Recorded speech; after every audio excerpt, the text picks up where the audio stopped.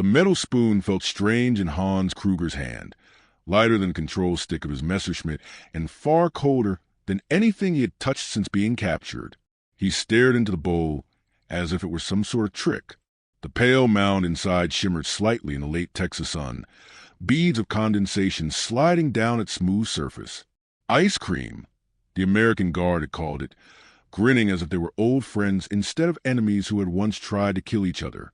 Hans looked up, scanning the faces of the other German prisoners clustered in the dusty yard, and saw the same puzzled expression mirrored everywhere. Some stared suspiciously at the bowls in their hands. Others laughed nervously, unsure if this was mockery or mercy. And yet, the smell of sweetness and the cool invitation to dessert were undeniable. It was a Sunday, though the days had started to blur together since his capture. Just 3 weeks earlier, Hans had been flying missions over the Ruhr Valley, chasing bombers through skies thick with flak and fire. He had believed in the invincibility of the Reich, in the iron discipline of the Luftwaffe, in the harshness that war demanded. Capture had been unthinkable. Surrender was shame. And yet, here he was, a prisoner on foreign soil, standing in line for dessert like a schoolboy at a summer picnic. The camp itself had already unsettled him.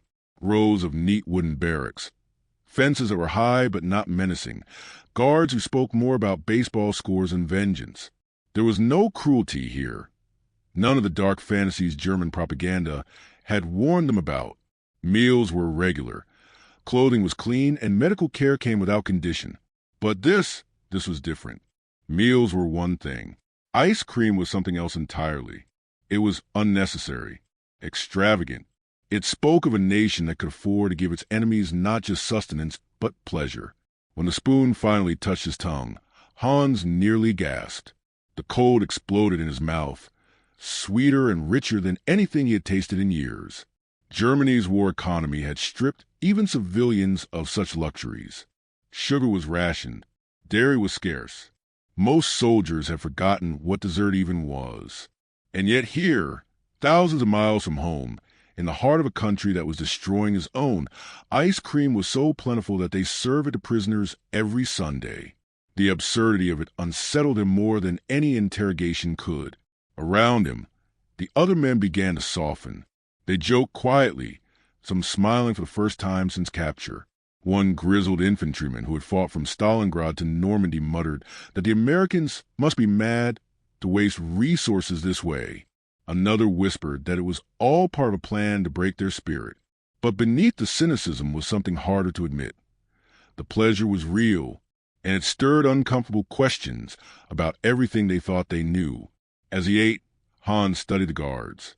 They moved without tension, leaning casually against the fences, chatting as they handed out bowl after bowl. They did not gloat. They did not jeer.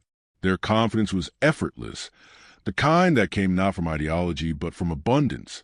This was not the arrogance of conquerors, but the casual certainty of a people who knew they could provide more than anyone else.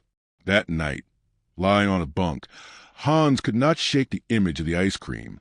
It lingered in his thoughts more stubbornly than the smoke trails over Ruhr or the sight of his comrades shot from the sky. It was not just a taste for what it implied. A country so rich in resources and industry that it could refrigerate, transport, and distribute something as frivolous as frozen cream to the very men who had tried to destroy it. For the first time, he wondered if the war had already been decided long before he had taken to the skies, not by bombs and bullets, but by the quiet, relentless machinery of a nation that turned even dessert into a demonstration of power. As the lights in the barracks dimmed and the camp settled into silence, Hans closed his eyes and felt again the cold sweetness melt on his tongue.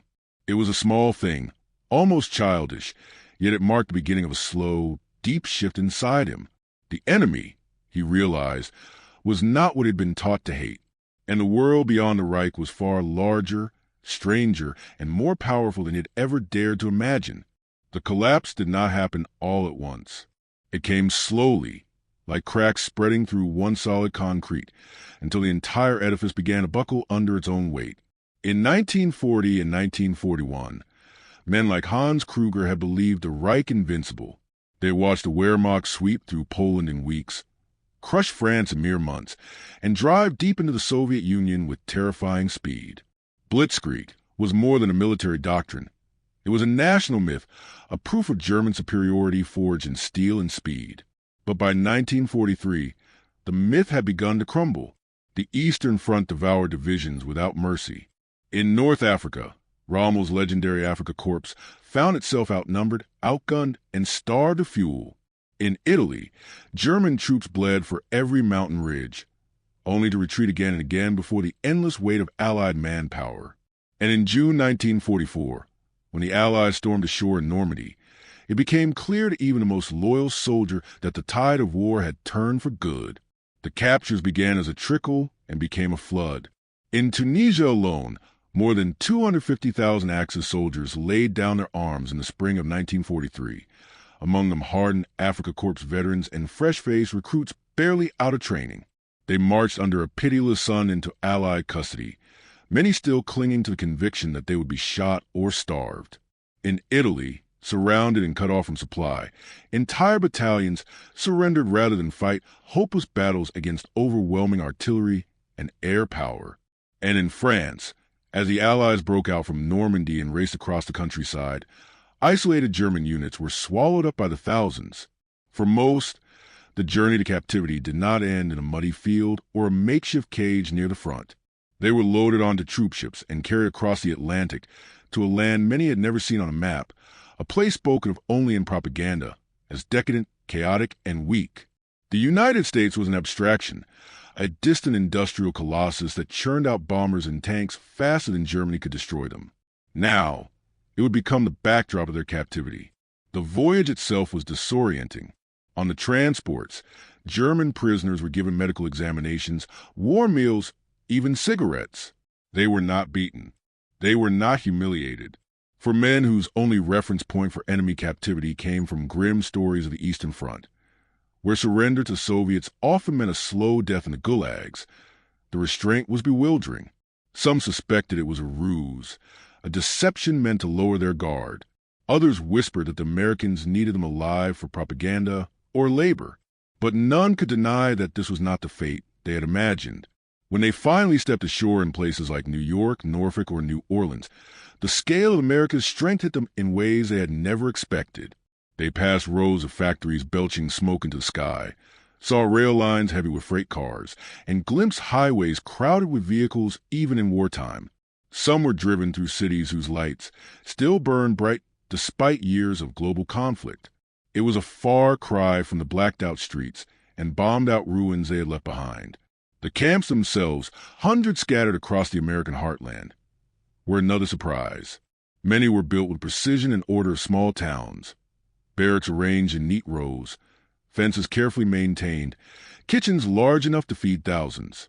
To men who had been told that capture would mean degradation and starvation, the reality seemed almost surreal. They were issued clean uniforms marked PW, allowed to write letters home, and in many cases given access to libraries, sports fields, and workshops. Even labor details, picking cotton in the South, harvesting wheat in the Midwest, building roads in the West, were often less punishing than the frontline trenches they had endured in Europe. And yet, despite the relative comfort, a deep unease lingered. Many prisoners felt a gnawing shame at their defeat, a humiliation sharpened by the knowledge that they were now powerless spectators in a war that had once seemed theirs to win. The propaganda they'd grown up with, tales of Anglo-American decadence, of a people too soft and divided to fight, now seemed hollow against the evidence before their eyes. The enemy was not weak. The enemy was rich, organized, and patient. And as they settled into the routines of captivity, that realization pressed on them more heavily than any chain. For Hans and thousands like him, the journey from Blitzkrieg to barbed wire was more than a physical passage. It was a psychological unraveling. Every mile away from the front, every orderly camp, every hot meal served by the very nation they had sworn to destroy chipped away at the certainties that had once guided them. The Reich had promised triumph. Instead, they found themselves standing on foreign soil, bowls of food in their hands, their dreams of victory melting away as swiftly as the empire they had fought to build. The first night in American custody was one of sleepless anticipation. The train that carried Hans Kruger and hundreds of other prisoners rolled through a darkness more vast than any they had known. the rhythm of steel on steel echoing like a countdown to something dreadful. They whispered in the dim light of the boxcar, trading fragments of rumor and memory. Stories of Soviet camps circulated like ghost tales. Men beaten in interrogations until their teeth shattered, skeletal figures laboring in frozen mines, prisoners dying nameless deaths in the snow. Some swore they had heard that Americans were no better, that they shot prisoners who refused to talk or worked them to death in the deserts of Texas. Others said they used their captives for medical experiments. No one knew what to believe, but fear, once seated, grows quickly. Most assumed the best they could hope for was survival, and even that was uncertain. When the doors finally slid open, the prisoners blinked against the bright sunlight of a land that looked nothing like the imagined hell. They were herded out, expecting blows from rifle butts or snarled commands in a language they barely understood. Instead, they were greeted by calm, almost bore American soldiers with clipboards and pencils. They were told to line up, but no one shouted. No one struck them. Their names were recorded, their units listed, their ranks noted. And then came the most unexpected part, a medical inspection. Doctors in clean uniforms moved down the line, examining wounds, checking pulses, handing out bandages and disinfectant. Some prisoners tried to refuse treatment, suspecting poison or trickery, but the medics simply shrugged and moved on. Hans remembered one physician, a young lieutenant from Ohio, who even offered him a cigarette as he cleaned the shrapnel wound on his arm. It was the first act of kindness he had experienced since capture, and it unsettled him more than cruelty would have. Next came the showers. Stripped of their lice-ridden uniforms, the men stepped into streams of hot water, steam rising like ghosts from their scarred skin. They had expected filth and neglect. Instead, they found soaked towels and even shaving razors. When they emerged clean and shivering, they were handed fresh clothes marked PW. The fabric was coarse but intact, the stitching solid. Better, Hans thought bitterly, than the uniforms many of them had worn in the final desperate months of the war. And then came the food. It arrived on metal trays, steaming and fragrant. Roast beef, potatoes, vegetables, and slices of soft white bread that melted against their tongues. There was even coffee, black, hot, and bitter, and fruit, something few had tasted since before the war. At first, most refused to touch it, convinced it was bait, a prelude to interrogation or punishment. But hunger gnawed at their resolve, and one by one they began to eat. The silence that settled over the mess hall was unlike any Hans had ever heard. Not the silence of fear, but of disbelief. They had braced themselves for starvation, yet here they were, eating meals that many civilians in Germany would never see again. As the days passed, the pattern held. The guards were firm but rarely cruel. They spoke in a language that often carried jokes and laughter rather than insults. They issued sports equipment and books, allowed letters to be written, even offered classes in English. For men who had been taught to see their enemies as monstrous and barbaric, this treatment was incomprehensible. Some grew suspicious, certain it was all part of a larger plan to break their will or extract secrets. Others began to wonder if they had been lied to all along.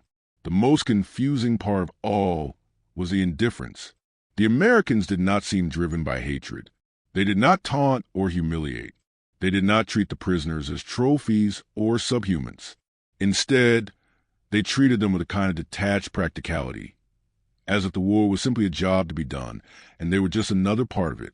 That attitude, impersonal yet humane, chipped away at deeply ingrained beliefs. If the enemy was supposed to be savage and cruel, how could they explain medical care, warm meals, and clean clothes? At night, lying on thin mattresses under roofs that did not leak, many prisoners found themselves wrestling with thoughts they had never dared to entertain.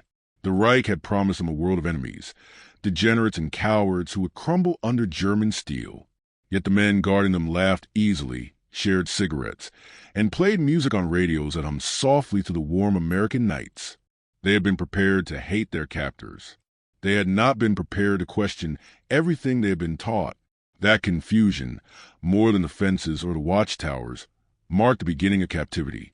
It was a captivity not of body, but of certainty. And for many, it would prove far harder to escape.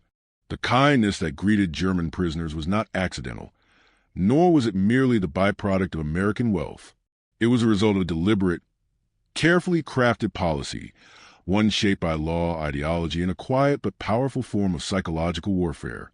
From the moment the United States entered the war, its leaders understood that how they treated enemy prisoners would echo far beyond the barbed wire.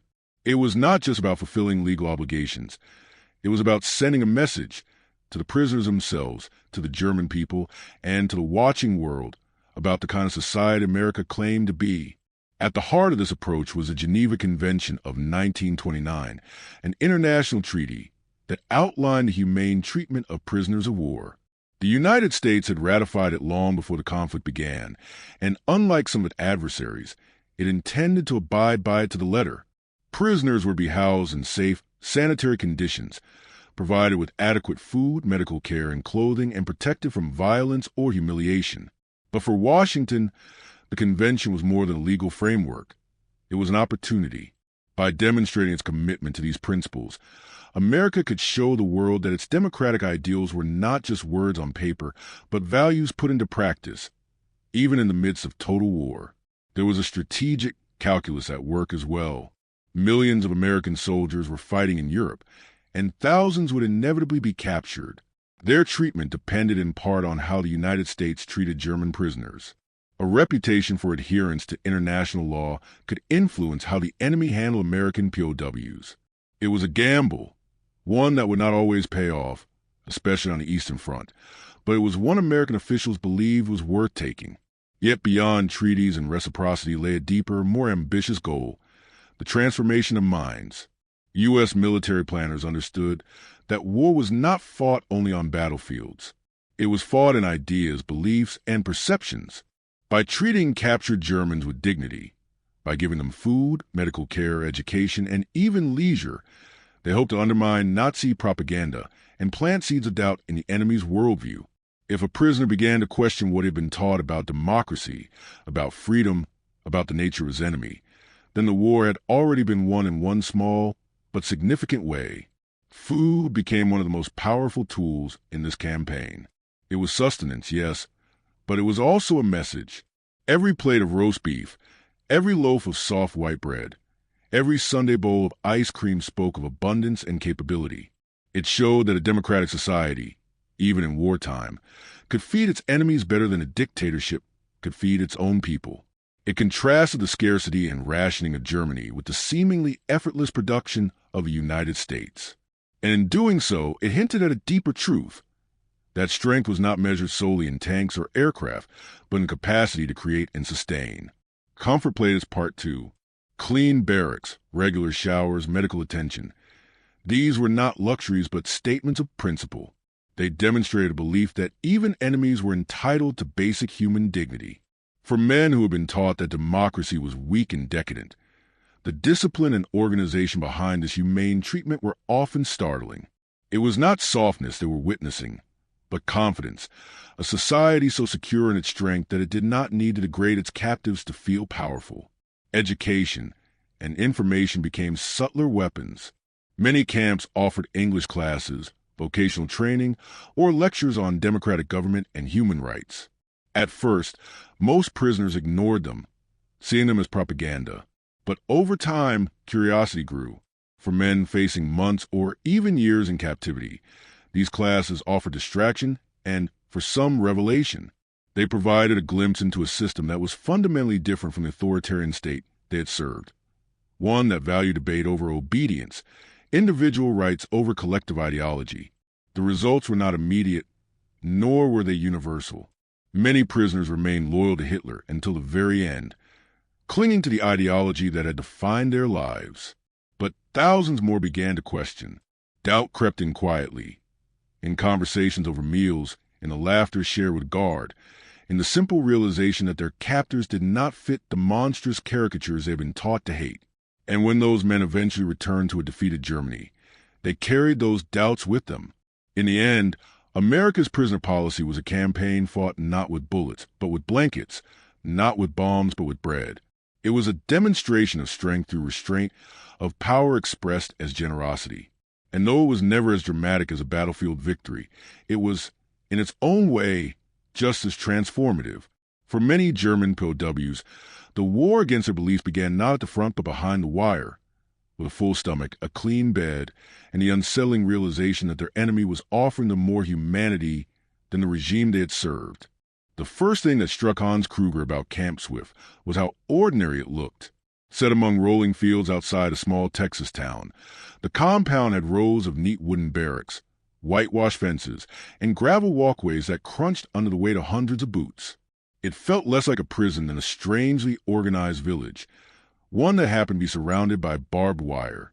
Guard towers loomed at the corners, but the men inside them were often reading newspapers or waving casually to farmers passing on nearby roads. After weeks of dread, Hans had expected a cage. What he found instead was a functioning community. Each day unfolded with a kind of predictable rhythm.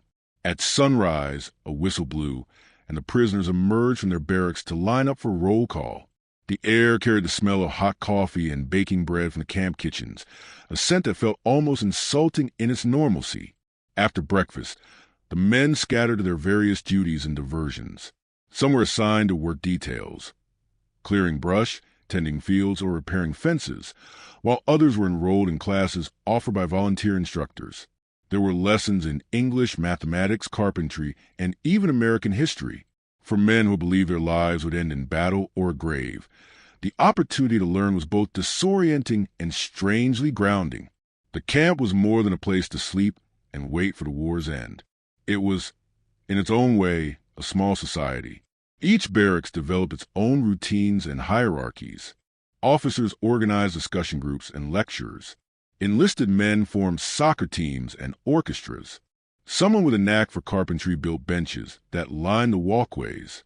Others painted murals on the walls of common rooms, depicting alpine landscapes and Rhine villages that existed now only in memory. By autumn, a group of prisoners had even started a camp newspaper, handwritten and mimeographed, filled with essays, cartoons, and commentary on the war's progress. One of Hans's favorite places was a makeshift cafe someone had set up in a corner of a recreation hall. Tables scavenged from work details were covered in white cloths, and an enterprising baker produced sweet rolls from the camp kitchen's extra flour and sugar. Men gathered there in the evenings to sip weak coffee, read the newspaper, and argue about politics.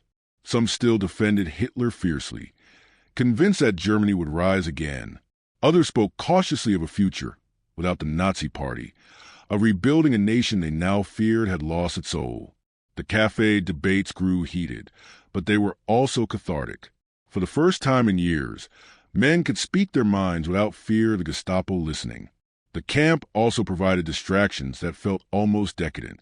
There were libraries stocked with donated books, many of them classics of American literature that offered glimpses into a culture most had never encountered. There were weekly film screenings, black and white Hollywood productions that felt like messages from another planet. There were sports fields where prisoners played soccer and baseball under the watchful eyes of guards who sometimes joined in. Even the most hardened veterans found themselves caught up in the games, cheering, laughing, and, for brief moments, forgetting they were captives. And then there was Sunday, the day when everything slowed down. Work details were suspended and the mood softened. It was on Sundays that the camp's most curious tradition unfolded. After the noon meal, the guards would wheel out large metal containers filled with ice cream, vanilla, chocolate, sometimes even strawberry. The line formed quickly, men shuffling forward with tin bowls in hand. The first time Hans stood in that line, he felt a strange mix of shame and anticipation. It was absurd to think that an enemy nation would serve dessert to men who had fought against it. Yet the tradition persisted week after week, until it became part of the fabric of camp life. The ice cream ritual was more than a luxury. It was a marker of time. It divided the weeks into measurable segments, something to look forward to amid the monotony of captivity. It was a taste of normalcy in a life that had been anything but normal. And as men stood together under the Texas sun, spooning cold sweetness into their mouths, the barriers between them, officers and enlisted, Nazi loyalists and skeptics, enemies and captors, seemed to soften just a little. Conversation started more easily on those Sundays. Laughter came more naturally. Some even admitted quietly that the Americans' generosity had forced them to question things they once thought certain.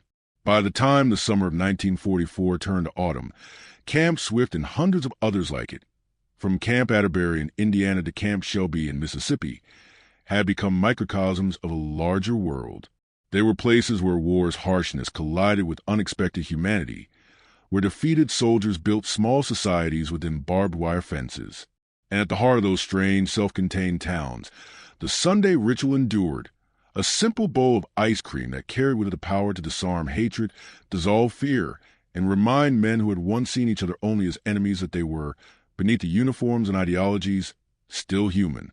The first meal Hans Kruger ate in captivity remained etched in his memory long after the war had ended.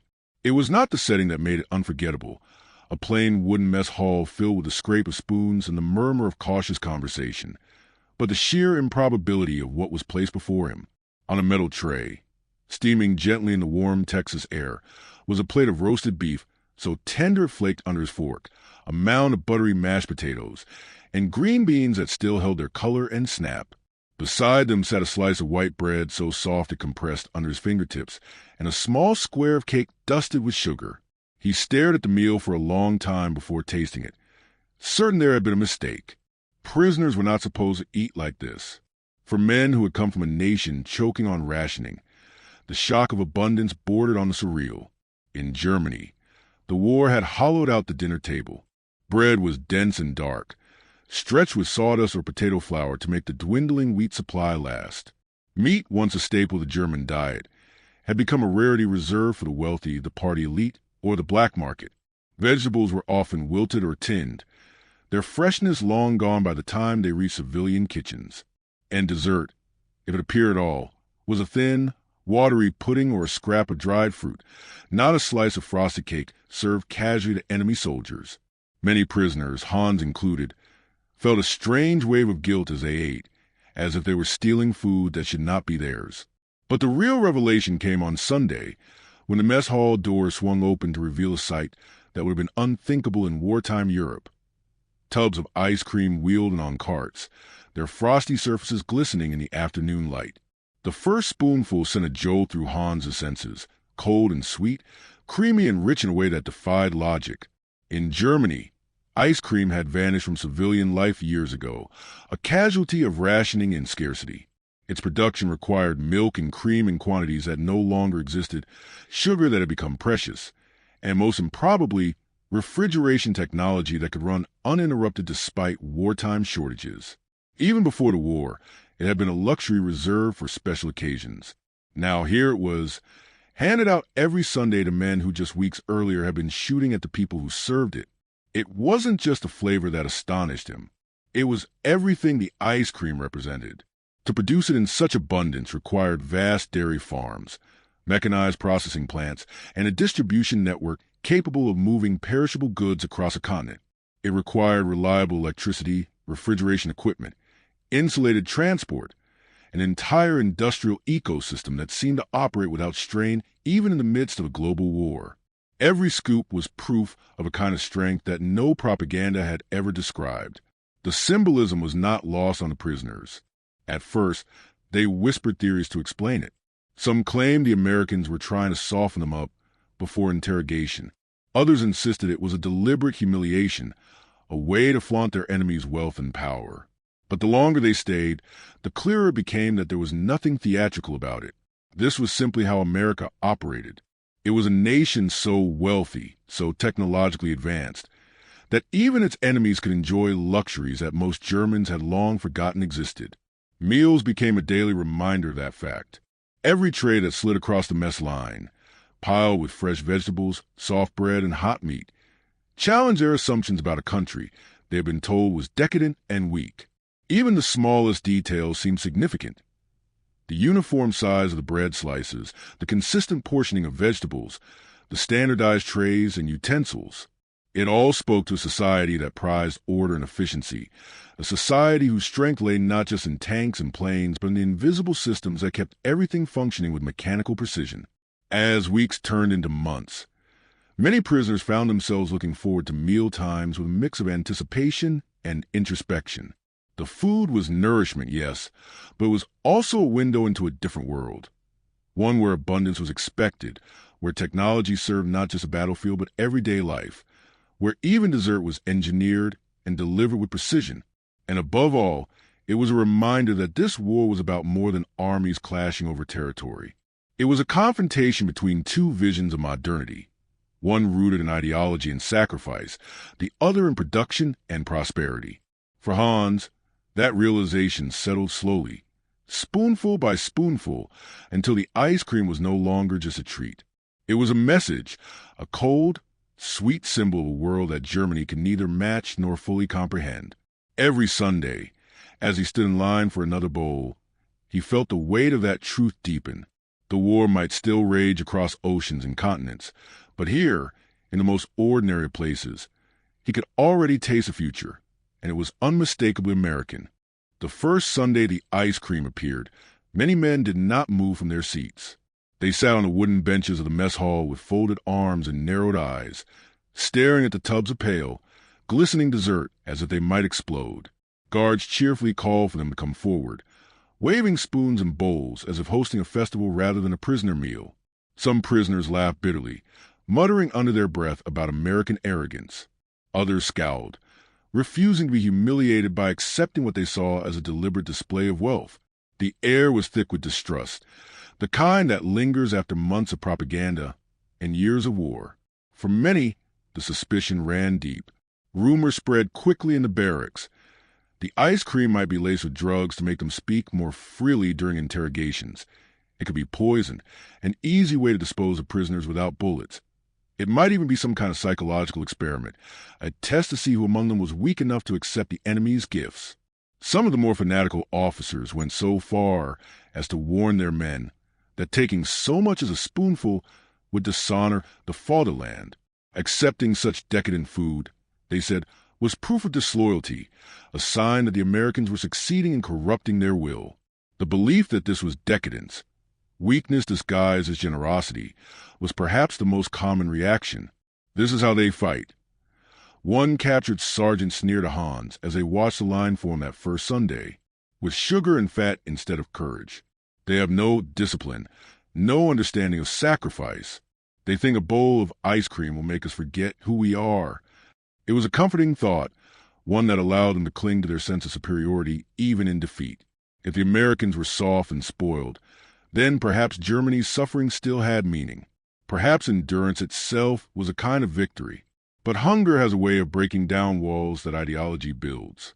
After weeks in captivity, even those who had vowed not to accept a single crumb began to glance longingly at the bowls in their comrade hands. They watched men eat with slow, deliberate pleasure, saw expressions of shock and quiet delight flicker across their faces, and curiosity began to stir. The food was clearly not poisoned. No one fell ill. The guard showed no interest in who ate and who did not. The ritual repeated itself the following Sunday, and the one after that, always the same. Tubs of frozen cream wheeled in, spoons distributed, laughter echoing in the mess hall. Slowly, the defiance began to crack. The first to give in were often the younger soldiers, those without deep ideological convictions. They reasoned that there was no shame in taking what was freely offered. A week later, a few more followed. Even officers who had once spoken scornfully of the dessert began to approach the table, justifying their decision as reconnaissance, an opportunity to understand their captors better. By the end of the month, the line stretched from one end of the mess hall to the other. What had once been a scene of suspicion and scorn was now filled with murmurs of anticipation and quiet jokes. For Hans, the change was not just visible but palpable. The mood in the camp shifted. Conversations around the barracks grew less bitter, more curious. Some still maintained their ideological guard, but their arguments sounded hollow now, repeated less with conviction than with habit. The simple act of eating ice cream, once unthinkable, had become routine. It was no longer a test, a trap, or humiliation. It was simply part of life, a small comfort in a world turned upside down. And yet, the change went deeper than appetite. In the privacy of their thoughts, many prisoners began to question why their captors offered such things in the first place. If this was weakness, why was it so effective? If America was soft, how had it built an army powerful enough to capture them and still have resources to spare? If the enemy was decadent, why did their generosity feel more like strength and fragility? By the time autumn rolled around, even the most hardened loyalists were standing in line with their bowls and spoons, grumbling perhaps, but waiting nonetheless. They no longer spoke of poison or plots. They no longer called it humiliation. They simply ate. And in doing so, they participated in a small but profound erosion of the world they had once believed in. The Sunday ritual had become more than a meal. It was a quiet, persistent reminder that the enemy was not what they had been taught to expect. And with each cold, sweet mouthful, that realization sank deeper into their bones. In Germany, ice cream had long since vanished from daily life. By the time Hans Kruger was drafted into the Luftwaffe, it was already a memory from a different world, a childhood treat from summer fairs or Sunday outings before the war consumed everything. Even in the cities where cafes had once served scoops of vanilla and chocolate to laughing families, the machines had gone quiet. Sugar had been rationed to the bone. Milk and cream were redirected to hospitals and nurseries. Electricity was unreliable, cut off by bomb damage, or diverted to factories. The very idea of freezing milk for pleasure felt almost obscene in a nation where even bread was scarce. For most Germans, ice cream existed only in memory, a reminder of a softer, vanished world they might never see again. It was this context that made the Sunday ritual in the American camps so incomprehensible. The first time Hans saw the carts wheeled into the mess hall, he felt a visceral jolt of disbelief. The tubs were filled with creamy, frozen mountains of vanilla and chocolate, so plentiful that no one worried about taking too much. It was not a special occasion, not a holiday, not a reward for cooperation. It was simply Sunday, and Sunday meant ice cream. He had spent years watching his own people ration every scrap of food, measuring spoonfuls of sugar like gold dust, watering down milk to stretch it further. Yet here, his captors handed out dessert as casually as if it were bread or soup. What astonished him most was not just the treat itself, but what it implied. To make ice cream required resources far beyond ingredients. It required refrigeration, massive quantities of electricity, reliable cold storage, and transport systems capable of keeping it frozen from factory to camp. It required dairy farms producing more milk than the civilian population needed, and sugar shipments that arrived with such regularity they could afford to divert them for prisoners' desserts. In Germany, where trains carried ammunition instead of milk, and factories churned out shells instead of cooling units, such extravagance was unimaginable. But in America, it seemed as natural as the sunrise. The prisoners talked about it constantly. In the barracks, during work details, and late at night when the camp fell silent, they returned to the same baffled question. How was it possible? How could a nation at war, fighting on 2 continents, supplying armies across oceans, still have enough surplus to freeze cream and sugar for its captives? Some insisted it was all for show, a deliberate display of power meant to demoralize them. Others argued that the Americans were so wealthy they didn't even notice the cost. A few, more cynical still, suggested that it was simply waste, that Americans had so much they no longer understood the value of anything. But beneath the speculation was a growing, uneasy realization. The United States was operating on a scale they could not fathom.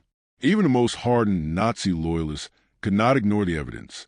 Every Sunday, as the ice cream was scooped and served, it stared them in the face. Literal proof of the enemy's industrial might. It was one thing to hear about American factories producing tanks and planes by the thousands, but it was another thing entirely to hold that power in a spoon and taste it. This was not propaganda. It was a tangible, edible demonstration of abundance.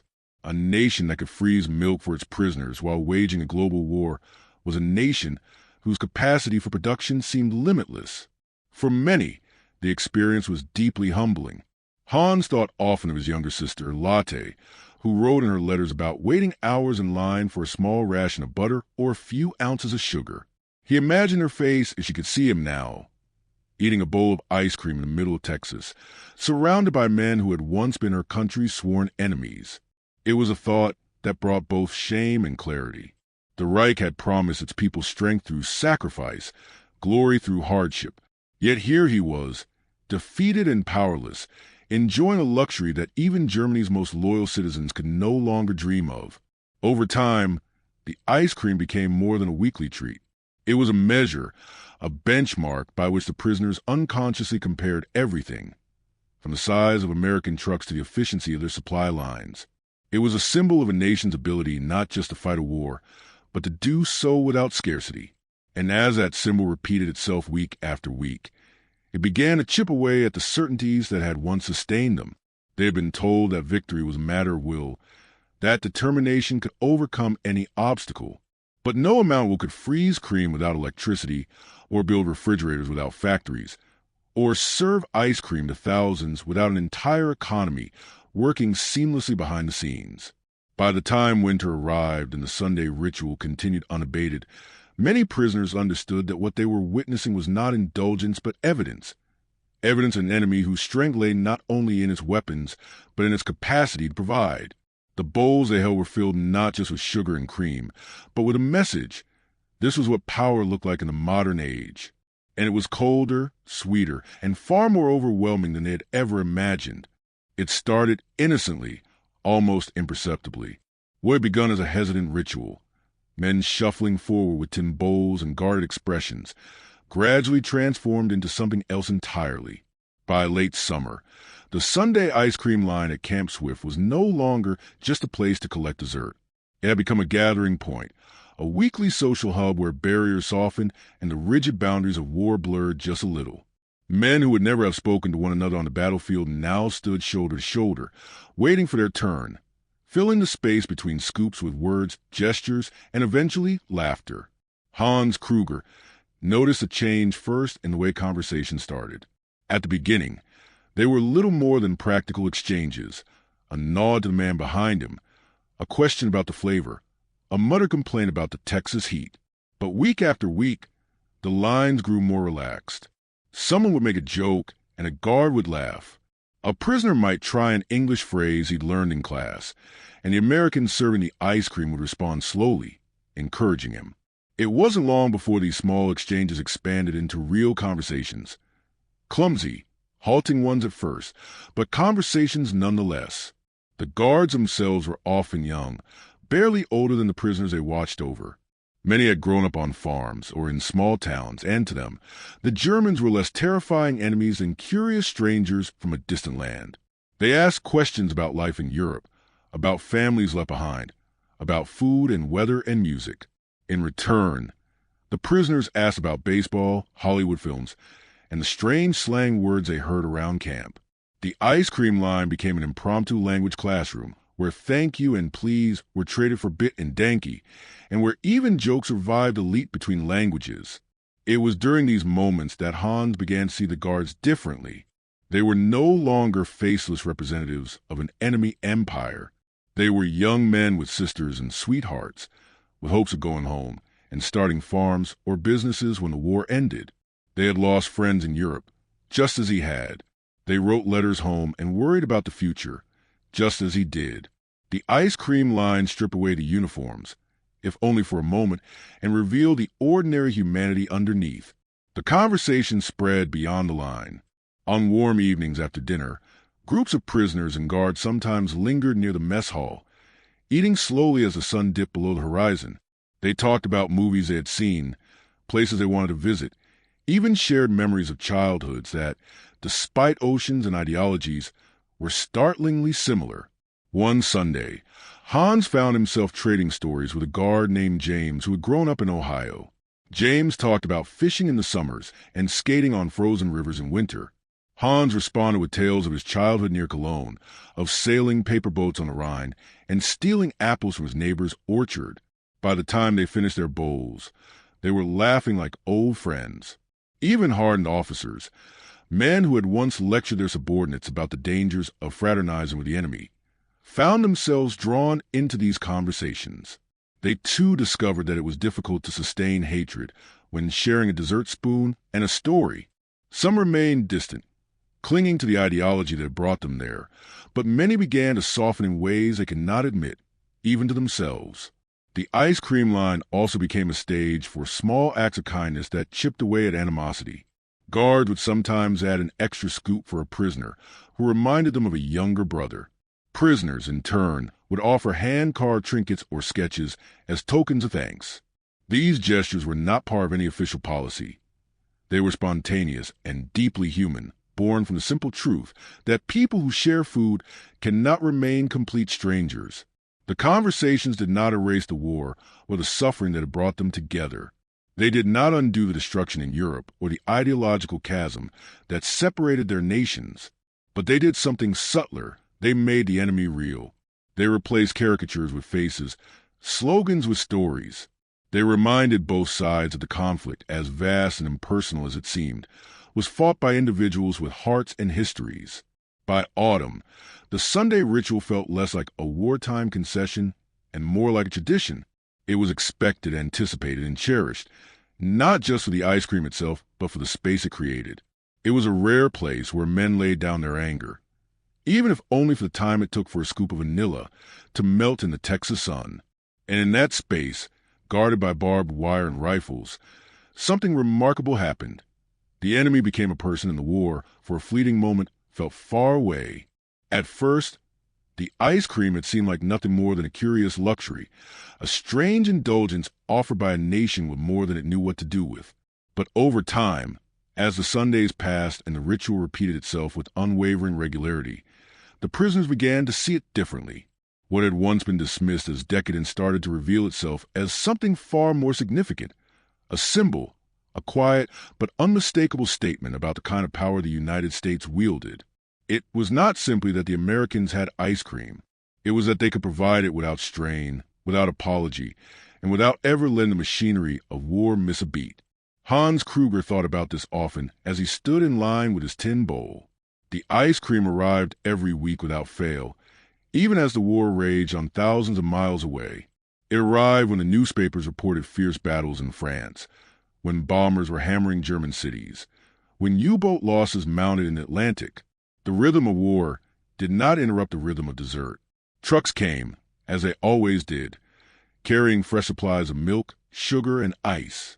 Machines churned in distant factories, powered by an electrical grid that seemed never to falter. Even the storage and transport of something so fragile and perishable required a level of infrastructure that Germany simply did not possess anymore. To keep ice cream frozen in the blistering Texas heat was a small miracle in itself. It required industrial-scale refrigeration, reliable transportation, and precise coordination, all of which functioned seamlessly, even while vast fleets of ships and armies stretched across continents. The more Hans thought about it, the more he realized that the ice cream was not a frivolous gesture at all. It was a demonstration, a display of a nation's capacity to wage war and still maintain a standard of living that seemed unimaginable to the rest of the world.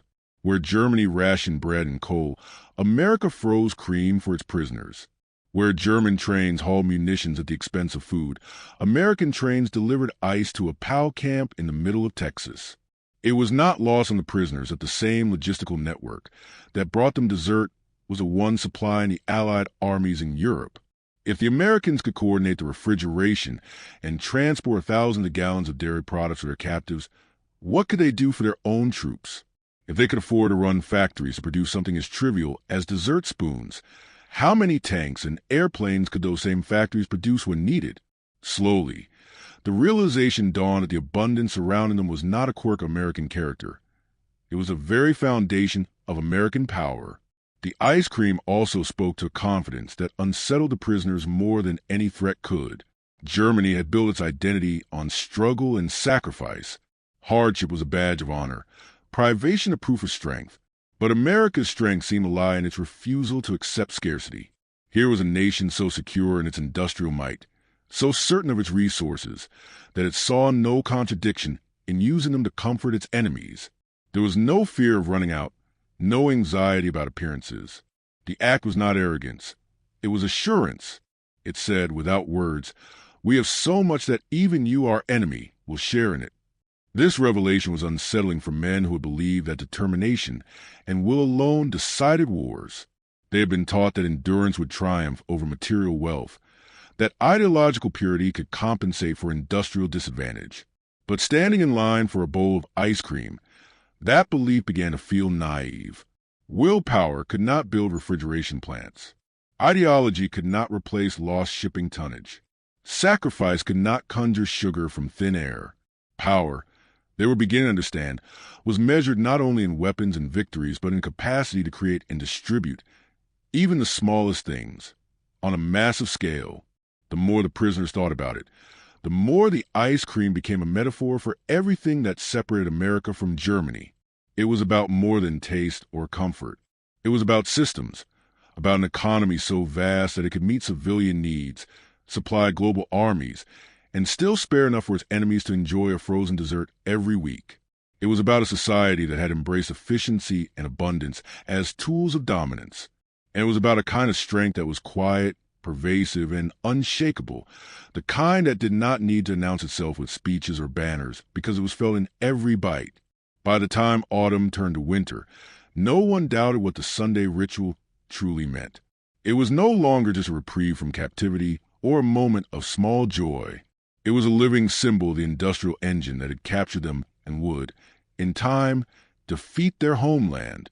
Each spoonful was a reminder that they were up against a power unlike anything they had imagined, a power that expressed itself not through cruelty, but through abundance.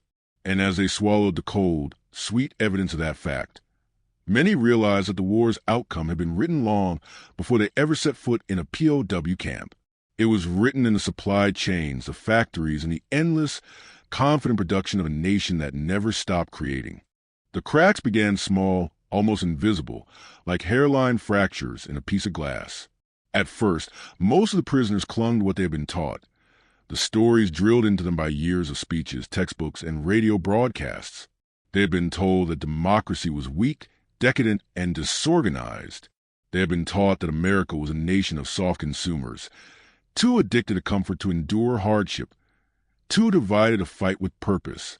In the world painted by Nazi propaganda, a society like that could never defeat the disciplined, united German Reich. Yet, day after day, behind the fences of their prison camps, the men found themselves confronted with a reality that refused to fit the narrative. The first blow to that myth came from abundance itself. It was impossible to ignore the endless supplies that flowed into the camps. Food arrived not just on time, but in quantities that seemed absurd for a nation fighting a global war. Trucks brought fresh vegetables and meat, not wilted scraps or thin rations. Cans of fruit, coffee, chocolate, and bread arrived without interruption, as if America's farmlands and factories had no limit. Even when news from Europe told of brutal battles and heavy losses, the camp kitchens never miss a meal. This consistency, this quiet, mechanical reliability, unsettled the prisoners in a way that weapons never had. If this was a weak nation, why did it never seem to run out? Then there was the kindness. It was not the sentimental sort, nor was it naive. It was a deliberate, steady kindness, the kind that revealed itself in how the guards treated them, how the doctors dressed their wounds, how they were given books to read and classes to attend. It was not softness. It was discipline of another kind, one that valued order, humanity, and practicality over cruelty. The prisoners had been told that democracy was chaotic and leaderless, but nothing about their experience reflected that. Every system in the camp, from food delivery to medical care, functioned with precision. The guards enforced rules, but they did so without hatred. They could be firm, even strict, but they were never needlessly brutal. This calm authority was disorienting for men who had been taught that strength required fear. Conversations in the barracks began to shift. At first, they were whispered and tentative. Questions that men asked themselves more than one another. Could everything they had been told about their enemy be wrong? Was it possible that the Americans' ability to wage war and still treat their prisoners with dignity was not weakness, but evidence of a deeper strength? Slowly, those questions grew louder. Officers who had once lectured on the superiority of the German system found themselves challenged by their own men. If they are so weak, one soldier remarked, why do they feed us better than our own army fed us?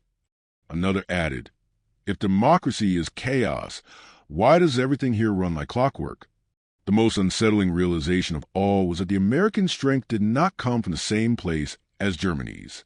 The Reich glorified sacrifice and suffering, presenting them as virtues that purified the nation and proved its superiority.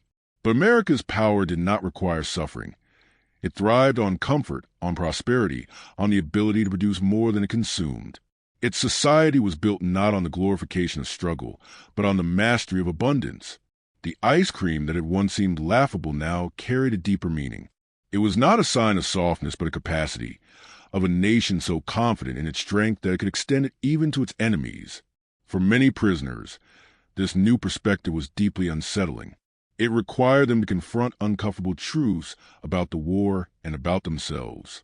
The image of Germany as an unstoppable force began to feel hollow when set against the reality of a nation that could fight on 2 continents, build weapons by the thousands, and still deliver dessert to a prison camp without breaking stride. The idea that authoritarian discipline was the only path to victory seemed absurd when measured against a society that valued individual freedom, and yet still mobilized more completely than any dictatorship in history. By winter, the cracks had widened into deep fractures. Few would admit it openly, but many prisoners no longer believed in the myths that had once sustained them. Some began reading the American newspapers available in the camp, curious about the debates and political arguments they had once dismissed as signs of weakness. Others asked their guards questions about how elections worked or how ordinary citizens could influence government decisions. The very ideas they had been taught to despise now intrigued them. The transformation was slow and uneven. Some clung stubbornly to old beliefs, while others changed quietly, almost reluctantly. But the shift was unmistakable. The longer they lived inside the carefully maintained order of their captivity, the harder it became to believe that democracy was doomed to fail. America's strength was not forged in brutality or fueled by hatred. It was built on systems, resources, and confidence, on the belief that power did not require cruelty to be effective. And once that truth sank in, it became impossible to unsee. The Reich's stories about the world had been powerful. But in the face of steady meals, humane treatment, and a bowl of ice cream offered without malice, those stories began to crumble, not with a bang, but with the slow, quiet certainty of a myth losing its hold. The Americans never called it reeducation, at least not openly. To the prisoners, it was presented as activities, classes, or opportunities. But over time, the intent behind these offerings became unmistakable. The camp was not simply a place to hold men until the war ended. It was a laboratory for reshaping the way they thought. And strangely, the most effective tools in that effort were not lectures or textbooks, but the small, human gestures that surrounded them, the shared meals, the kindness of guards, and, perhaps most unexpectedly, the weekly ritual of ice cream. It was through these seemingly ordinary experiences that the prisoners learned the most profound lesson of all. Strength and humanity were not opposites, but partners. It began with language. Within weeks of arriving, Hans Kruger and many of his fellow prisoners were encouraged to attend English classes held in the camp recreation halls. At first, the sessions were awkward and sparsely attended. Most of the men saw no reason to learn the language of their captors. But boredom has a way of softening resistance, and curiosity did the rest. Soon, the classrooms were full. The lessons started with simple words and phrases, greetings, directions, names for objects around the camp. But they expanded quickly. Prisoners learned to read newspapers and understand radio broadcasts. They practiced writing letters in English and even performed short plays. What had once been the language of the enemy slowly became a bridge to understanding the society that had defeated them. Alongside the language classes came lectures, some on history, others on civics or economics. American officers and civilian volunteers spoke about the origins of the Constitution, the separation of powers, the Bill of Rights, and the principle of free speech.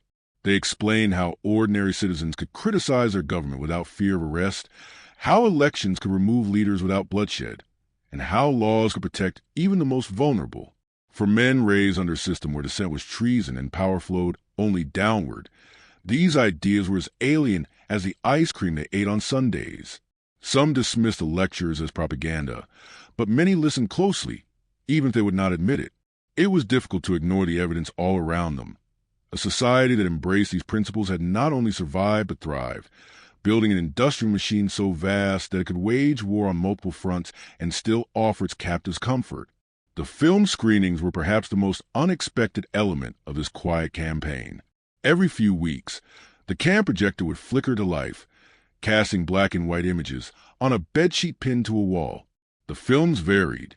documentaries on American history, newsreels showing political debates in Congress, even fictional stories celebrating ideals like justice, equality, and individual liberty. The prisoners watched skeptically at first, scoffing at the obvious moral messages. But many found themselves moved despite themselves, especially by the stories that showed democracy not as a perfect system, but as one that constantly strove to improve. The films depicted protests, strikes, and debates, signs not of weakness, the Americans argued, but of society alive and engaged. All of this intellectual exposure would have had less impact if it had not been accompanied by the lived experience of American power and generosity. And that is where the ice cream and everything it represented played its most subtle role. It was one thing to hear a lecture about freedom or see a film about justice. It was another thing entirely to stand in line next to your guard, share a smile, and receive a bowl of dessert from the same hands that held the keys to your cell. The act itself carried a message deeper than any speech could deliver. Power did not require cruelty. Strength could coexist with kindness.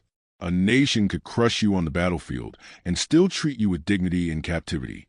Many prisoners struggled with this contradiction.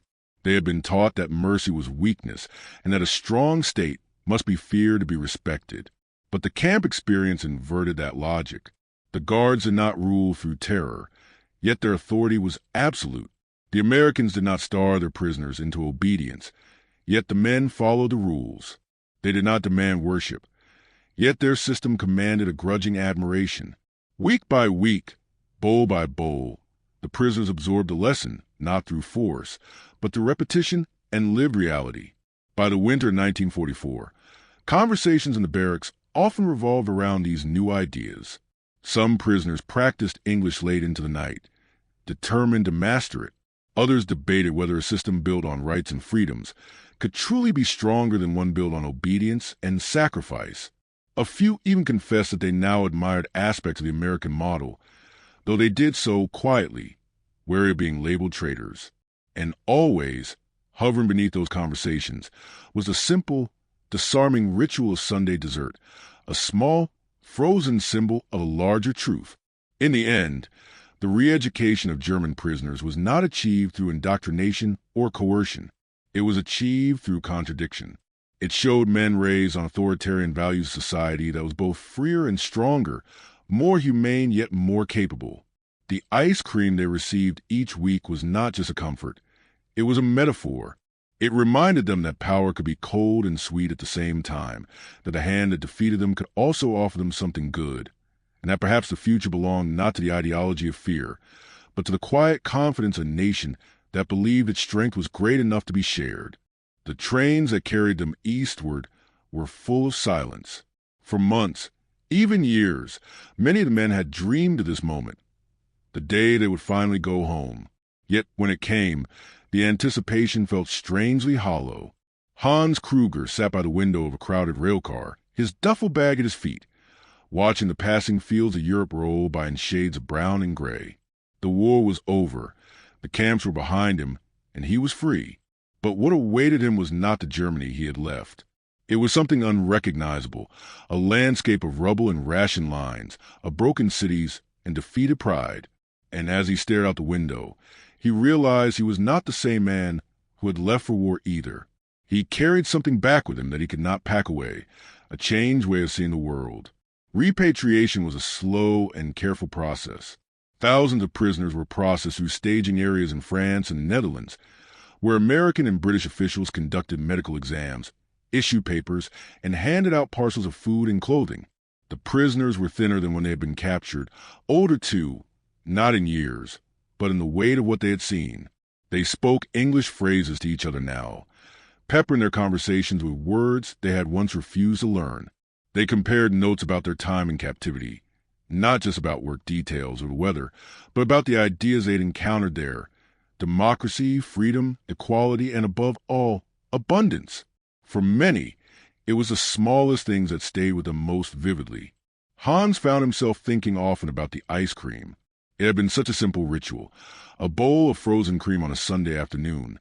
Yet it had come to symbolize everything that was different about the world they had glimpsed behind the wire.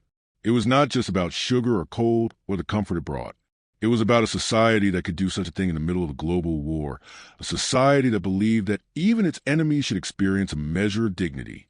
That memory became, for many of the men returning home, a metaphor for a new way of life, one based not on scarcity and sacrifice, but on productivity and possibility. The contrast hit them hard the moment they stepped back onto German soil. Cities lay in ruins, their skylines jagged with the teeth of collapsed buildings. Streets were lined with hungry faces and carts piled with salvaged bricks. Food was scarce, fuel scarcer. Families huddled in the shells of apartments with no glass in the windows. The Reich that had promised glory through struggle had delivered only hunger and humiliation. The men who had spent their captivity in American camps now saw their homeland with new eyes. They could not help but measure what they saw against what they had experienced, and the comparison was devastating. Some tried to speak of what they had learned. They talked about the classes, the lectures, the films, and yes, the ice cream. They described how society could organize itself to produce plenty instead of hardship, how it could turn its wealth toward lifting people up rather than grinding them down. These conversations were often met with skepticism. To many Germans, the idea that democracy could be efficient or that abundance could be a strategic advantage seemed naive, even dangerous. Yet the seed had been planted. The returning soldiers carried stories and impressions that quietly challenged old assumptions. Hans noticed a shift most clearly in himself. Before the war, he had believed that strength was forged in deprivation, that a nation's greatness was proven by how much it could endure. But captivity had shown him a different truth. Strength could also mean the ability to provide. Power could come from building, not just conquering. And dignity, even in defeat, could be preserved through generosity. The weekly ritual of ice cream had taught him that. It had shown him that abundance was not a sign of decadence, but a deliberate choice, one that required intelligence, infrastructure, and will. As the months passed, many former prisoners found themselves drawn into the work of rebuilding their shattered homeland. They brought with them ideas they had absorbed in captivity, ideas about efficiency, planning, and social welfare. Some went into business and modeled their factories on the streamlined systems they had seen in America. Others entered politics and advocated for democratic reforms. Teachers and writers spoke of societies that balanced freedom with order, prosperity with responsibility. It would take years, even decades, for these ideas to fully take root, but they began as small, private revelations, born in classrooms conversations, and yes, in the mess halls where bowls of ice cream had once been passed from one enemy to another. For Hans and thousands like him, the journey home was more than a return. It was a reckoning. They carried back not just memories of war and loss, but a vision of what a different future might look like. They had seen a society that refused to be defined by scarcity and fear, and they could not forget it. And so, as they stepped into the wreckage of their homeland, they did so with something unexpected. The belief that even in the aftermath of ruin, a nation could choose abundance, and that choice could change everything. The years immediately following the war were defined by rubble in the streets, rubble in the factories, rubble in the minds of the people struggling to understand how everything they believed in could have collapsed so completely. Germany was a nation without a compass, discredited in the eyes of the world, and stripped of the ideological scaffolding that had once given it purpose.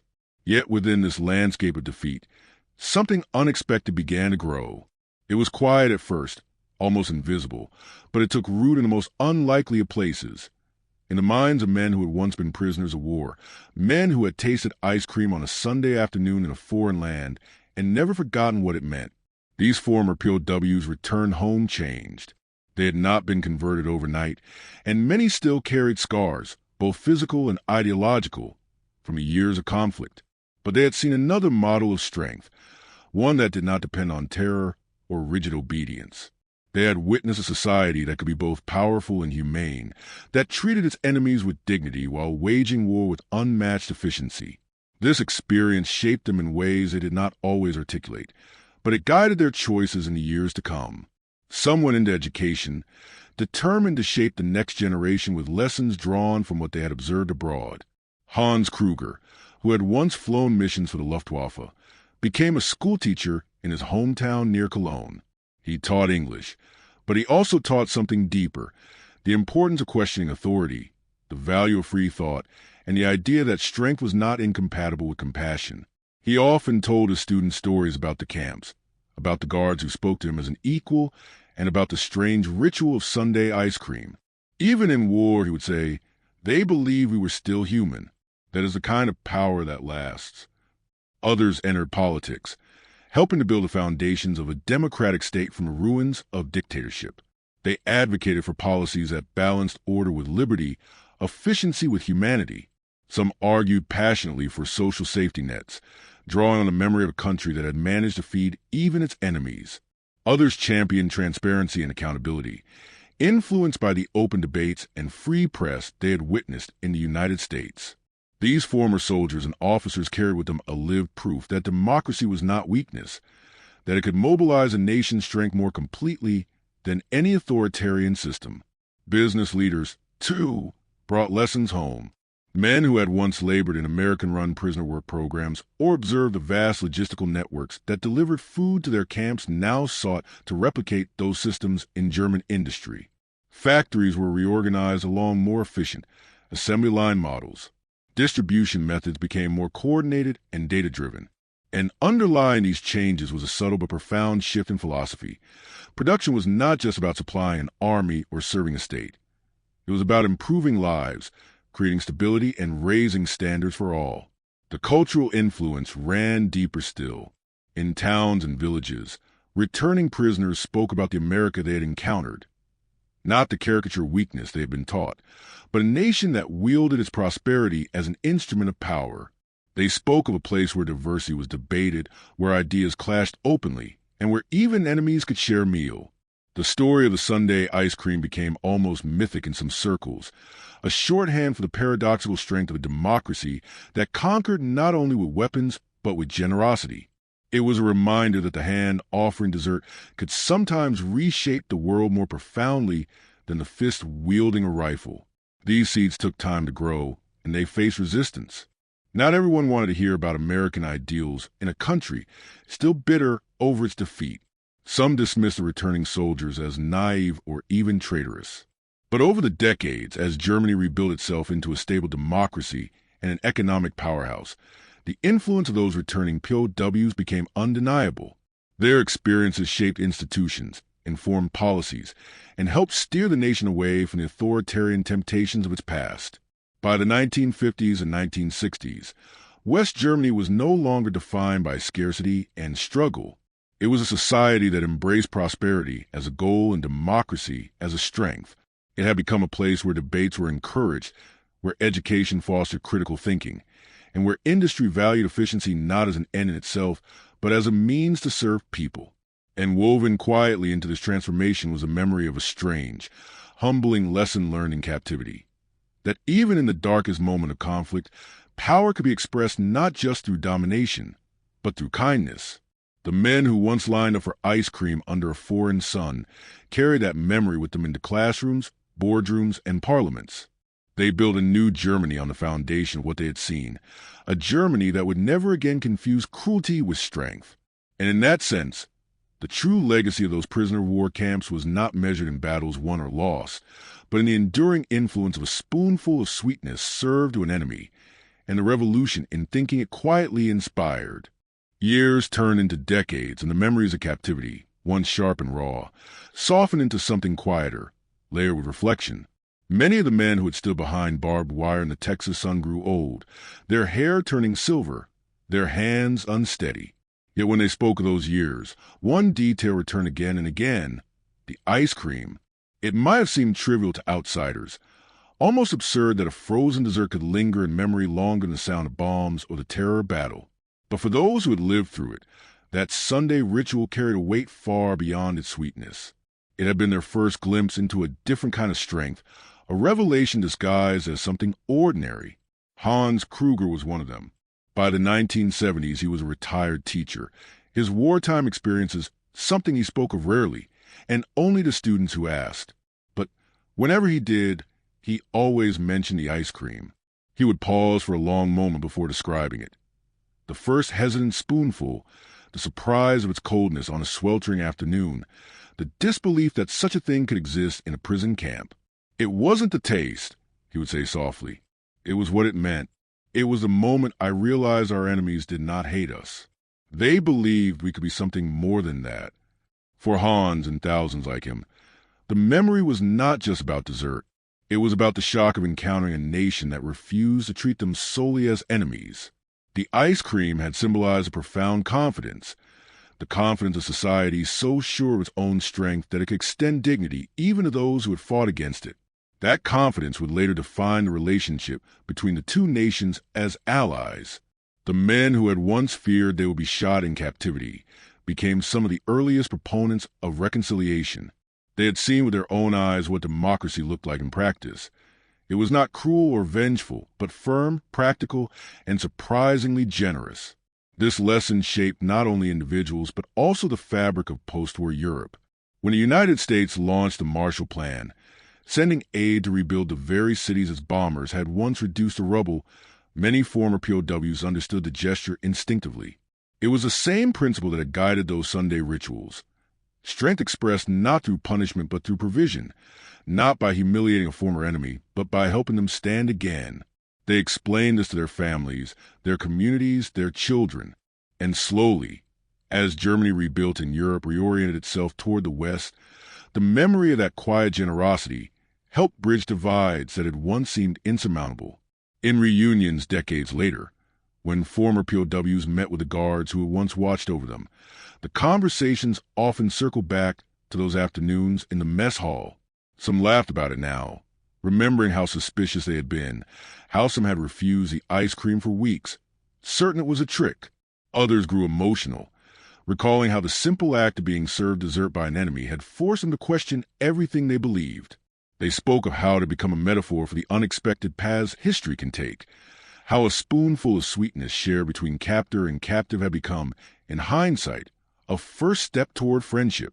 By the late 20th century, the United States and Germany stood not as foes, but as close allies, military partners, trade collaborators, cultural interlocutors.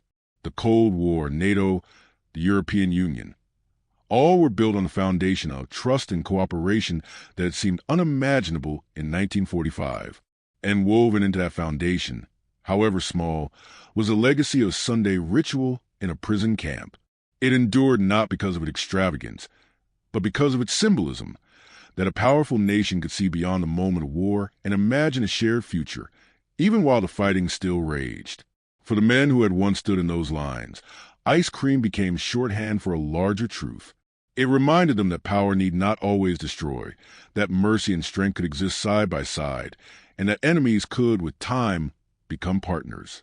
The memory of that cold sweetness, first tasted with suspicion, later with gratitude, lived on in their stories, passed down to children and grandchildren as a lesson about humanity's capacity to change. In the end, the legacy of that simple ritual was not measured in calories or comfort, but in connection. It turned a camp built for prisoners into a classroom for reconciliation. It transformed a spoon into a symbol. And as the decades passed and old enemies became allies, it stood as quiet proof that sometimes the most enduring victories are not won with weapons or treaties, but with gestures so small they might almost be overlooked, like a bowl of ice cream shared on a Sunday afternoon.